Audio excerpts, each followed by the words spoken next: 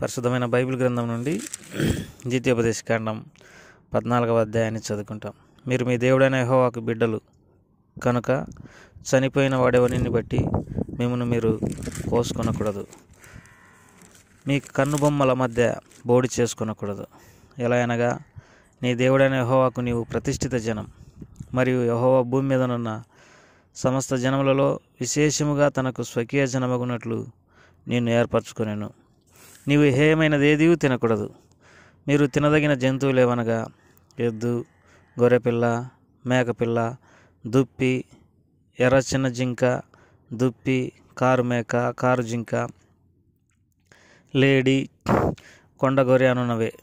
జంతువులలో 2 డెక్కలు గలదై నెమరువేయు జంతువులను తినవచ్చును. నెమరువేయు వాటిలోనిది కానీ 2 డెక్కలు గల వాటిలోనిదే కానీ నెమరువేసి 1 డెక్క గల ఒంటె, కుందేలు, పొట్టి కుందేలు అను వాటిని తినకూడదు. అవి మీకు హేయములు. మరియు పంది 2 డెక్కలు గలదైనను నెమరువేదు గనక అది మీకు హేయం. వాటి మాంసం తినకూడదు. వాటి కళేబరములను ముట్టకూడదు. నీట నివసించు వాటన్నిటిలో మీరు వేటిని తినవచ్చును అనగా రెక్కలు, పొలుసులు గల వాటిని అన్నిటినీ తినవచ్చును. రెక్కలు, పొలుసులు లేని దానిని మీరు తినకూడదు. అది మీకు హేయం. పవిత్రమైన ప్రతి పక్షిని మీరు తినవచ్చును.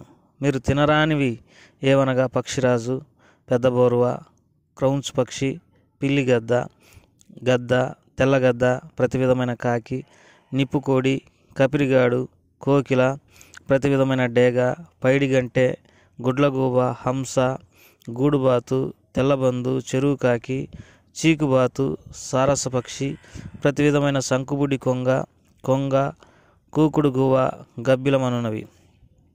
ఎగురు ప్రతి పురుగు మీకు హేయం. వాటిని తినకూడదు. పవిత్రమైన ప్రతి పక్షిని తినవచ్చును. చచ్చిన దానిని మీరు తినకూడదు. నీంటనున్న పరదేశికి దాన్ని ఇయ్యవచ్చును, వాడు దాన్ని తినవచ్చును, లేక అన్యునికి దాన్ని అమ్మవచ్చును.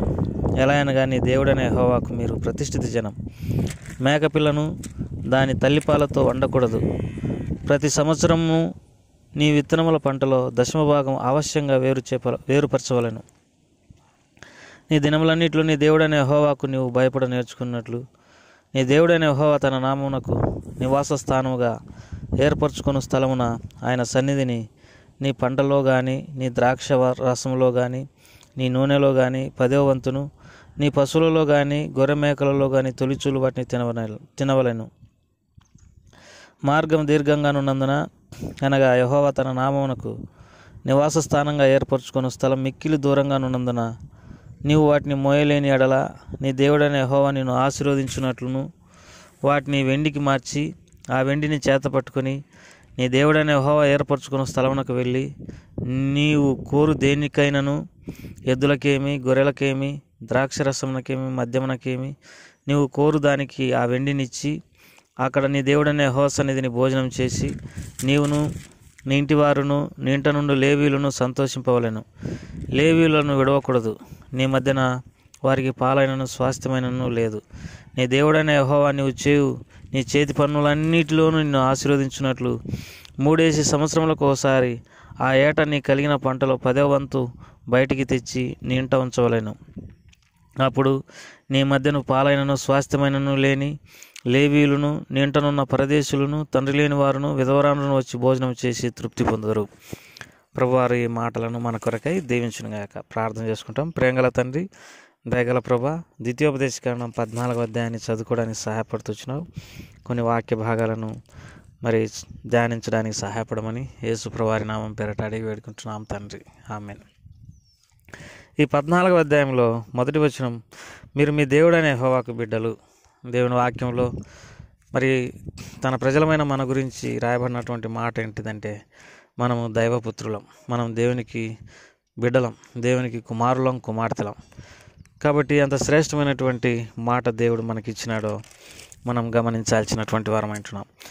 అటువంటి శ్రేష్టమైన బిడ్డలమైన మనము మరి ఎంతో ప్రత్యేకింపబడినటువంటి వారంగా, దేవునికి ప్రతిష్ఠితమైన జనంగా, దేవునికి స్వకీయ జనంగా ఉన్న నిమిత్తమై మనము మన ఆహార అలవాట్లు, మన అనుదిన జీవితంలో నడవలసినటువంటి పద్ధతి మనం నేర్చుకోవలసినటువంటి వారం అంటున్నాం. కాబట్టి ప్రతిష్ఠితమైన జనముగా లేకపోతే ఆయనకు స్వకీయ జనంగా ఉండాల్సినటువంటి మనము అన్ని విషయాల్లో ప్రభువు ఏది మనల నుండి కోరుకుంటున్నాడో అట్లా జీవించడం మనం అలవాటు చేసుకోవాలి. దేవుని వాక్యంలో ఇక్కడ మరి తినదగినవి తినకూడనటువంటివి ఉన్నాయి. అయితే కొత్త నిబంధన ప్రకారం మనస్సాక్షి నిమిత్తం కటకవాణి అంగట్లో అమ్మున్నదేదో అది తినమని దేవుని వాక్యంలో రాయబడింది. విచారించకుండా మనము తినడం వలన మరి అంతగా మరి మనకు కష్టమేమి ఉండదు. అయితే దయ్యాలకు అర్పించిన వాటిని, గొంతు పిసికిన దానిని తినడం అనేది, రక్తమును తినడం అనేది మంచిది కాదని దేవుని వాక్యంలో రాయబడింది. కనుక మన పద్ధతి మరి సరైనదిగా, ఆహార అలవాట్లు సరైనవిగా ఉండవాలని మనము దేవుని వాక్యం చేత బోధించబడుతున్నాం. చచ్చిన దానిని తినకూడదని దేవుని వాక్యంలో రాయబడింది. తర్వాత 22వ వచనంలో, ద్వితీయోపదేశకాండం 14వ వచనంలో, ప్రతి సంవత్సరం నీ విత్తనం పంటలో దశమ భాగం అవశ్యంగా వేరుపరచవలేను. దేవుని వాక్యంలో మరి దశమ భాగం మనం పంటలోనైతేనేమి, తర్వాత మన కష్టార్జితంలోనైతేనేమి తీయవలనని దేవుడు సెలవిస్తుంటున్నాడు.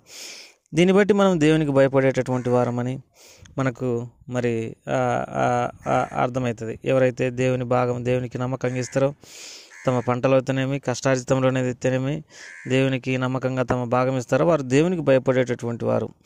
తర్వాత ఇక్కడ ఇంకొక మాట కూడా రాయబడింది, నీ మధ్యనున్న మరి లేవీలను నువ్వు చేయి విడవకూడదని దేవుని వాక్యంలో రాయబడింది.